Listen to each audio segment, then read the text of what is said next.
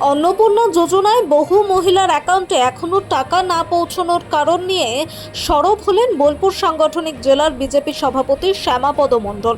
তার অভিযোগ, তৃণমূল সরকারের আমলে ব্লক স্তরে নিয়োগ হওয়া কিছু অস্থায়ী কর্মী আবেদনপত্র পাঠানোর ক্ষেত্রে পক্ষপাতিত্ব করছেন। শাসক দলের সমর্থকদের আবেদন দ্রুত সংশ্লিষ্ট দপ্তরে পাঠানো হলেও বিজেপি সমর্থকদের আবেদন একইভাবে পাঠানো হচ্ছে না বলেই তার দাবি। শ্যামাপদ মণ্ডলের বক্তব্য, ব্লক ডেভেলপমেন্ট অফিসার বা অন্য সরকারি আধিকারিকরা সরাসরি এই কাজের সঙ্গে যুক্ত নন, ফলে আবেদনপত্র পাঠানোর স্তরেই সমস্যা সৃষ্টি হচ্ছে। তিনি জানান, একাধিক অভিযোগ তার কাছে এসেছে যে একই গ্রামের তৃণমূল সমর্থকদের টাকা এলেও বিজেপি সমর্থকদের অ্যাকাউন্টে অর্থ পৌঁছায়নি। তবে বিষয়টি জেলা ও রাজ্য নেতৃত্বের নজরে রয়েছে বলে জানিয়ে তিনি আশ্বাস দেন, ইতিমধ্যে 2 দফায় টাকা দেওয়া হয়েছে এবং আগামী 3 মাসের মধ্যে সমস্ত যোগ্য আবেদনকারী তাদের প্রাপ্য অর্থ পেয়ে যাবেন। দেখুন, একটা অভ্যাস যখন তৈরি হয় সেই অভ্যাসকে মানুষ তাড়াতাড়ি পরিবর্তন করতে পারে না। এক নম্বর, আজকে আমার কাছেও অনেক জায়গা থেকে ফোন আসছে। একটা গ্রাম থেকে ফোন হলো যে যত তৃণমূলের পরিবার তাদের টাকা ঢুকে গেল, কিন্তু যারা বিজেপি করছে তাদের পরিবারের টাকা ঢোকেনি। এটা আমাদেরকে খবর নিতে হবে। তবে আমার মনে হচ্ছে প্রত্যেক ব্লকে কিছু কন্ট্রাকচুয়াল কর্মচারীকে নিয়োগ করা আছে, আর সেগুলো সব তৃণমূলের পিরিয়ডে নিয়োগ। এবার সমস্ত বিডিও নিজে হাতে কাজ করে না, বা কোনো ঊর্ধ্বতন অফিসার নিজে হাতে সব কাজ করাতে সুযোগ পায় না। আমাদের যেটা মনে হচ্ছে সেটা যে কিছু গণ্ডগোল ওখান থেকে হচ্ছে।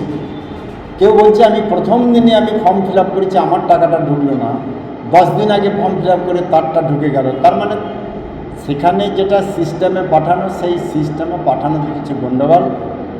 এই খবর আমাদের কাছে এসছে। নিশ্চয় রাজ্য সরকারও এটা নিয়ে দেখভাল করছেন, চিন্তাভাবনা করছেন, আমরাও করছি।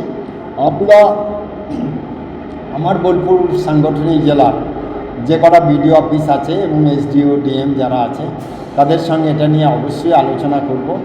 আর একটা বড় বিষয়, যারা ফেসবুকে যারা চিৎকার করছে, আমার মনে হচ্ছে তারা বিজেপি মনোভাবাপন্ন লোক নয়।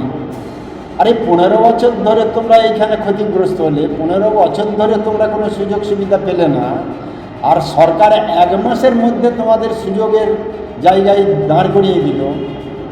একটা কাজকে, এত বড় পশ্চিমবাংলার কাজ 1 মাসে সম্ভব? এটা সম্ভব নয়। আমাদের তো এমনিতেই টাইম আছে যে 3 মাসের মধ্যে সবার টাকা ঢুকে যাবে। এই তো কেবল দ্বিতীয় কিস্তির টাকা ঢুকলো। প্রথম কিস্তি একটা ঢুকেছে, দ্বিতীয় কিস্তি, তৃতীয় কিস্তি পর্যন্ত অপেক্ষা করতে হবে। মানুষ ধৈর্যহারা, টাকার নাম শুনছে আর পাগল হয়ে যাচ্ছে। অতএব এটা আমাদেরও মাথায় এসছে। আমরা সব রকম খোঁজখবর নিয়ে দেখব এবং প্রত্যেককেই আমরা বলবো, আপনি যদি যে ক্রাইটেরিয়া বেঁধে দিয়েছে সরকার তার মধ্যে যদি আপনি পড়ে যান, আপনার টাকা রদ হবে না, আপনি টাকা পাবেন। কিন্তু অফিসিয়াল কাজের মাধ্যমে এটা হচ্ছে, এটা বিজেপির পার্টি কাজ করে না।